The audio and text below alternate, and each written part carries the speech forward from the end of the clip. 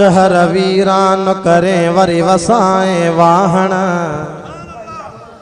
के दाम न बख्शे दमड़ी के माया बख्शे मण के बेक न बख्शे बकरी के दाता बख्शे धन तेला हूँ ताहण था डकन गलती फजा।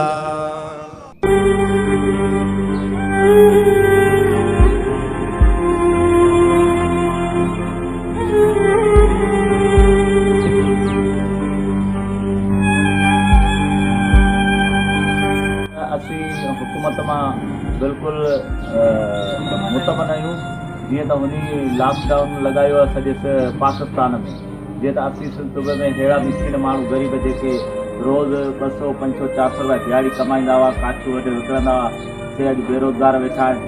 हुकूमत जो कमु आहे त मिस्किननि सां कुझु न कुझु हेल्प करे। राशन कहिड़ो मिलियो आहे असांखे, न को रोज़गार मिले, न को ॿियो, न अटो, न को राशन, न को पाणी। गवर्नमेंट छा थी करे? गवर्नमेंट खे कहिड़ी फांसी चढ़ी वई आहे? ग़रीब जा केॾा वञो त सही, ॾिसो वासो त मुआवज़ो बता, बाक़ी वोट वठण लाइ सभु बीठो आहे। अहिड़ो टाइम आहे त केरु कोन्हे। छा ॻाल्हि आहे? ऐं असीं बुखनि पिया मरूं, उन पिया मरूं। 5 ॾींहं थी विया आहिनि असांखे बुखनि पिया मरूं। रोज़गार ठुप बंदि आहे, केॾा मज़ूर ठुप बंदि आहे, केॾा वञूं? पाण खे मजबूर करियूं, मारियूं त छा करियूं? इहा मजबूरी आहे असां लाइ, मौत आहे बसि। या मतलब चलो वही वही आए तेरा यहीं पाला के मारे छॾी जान छॾी पए।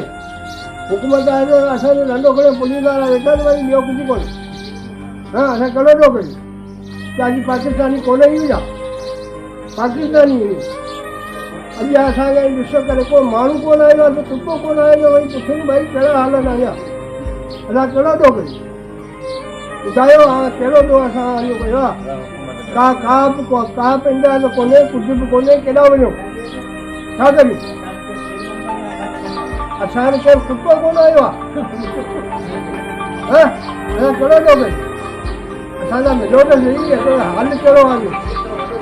5 ॾींहं वठी लॉकडाउन जे करे असांजा शहर बनियूं कारोबार सभु बंदि थिया पिया आहिनि, जंहिंजे करे असांजा ग़रीब मिस्किन माण्हू जिन्हनि जे घर में 5 ॾींहं खां अची चूल्हो कोन ॿरियो आहे, को बि वॾो वज़ीर या MP MLA को बि असांखे कंहिं बि सार कोन अची लधी आहे, जी छा आहे छा कोन्हे।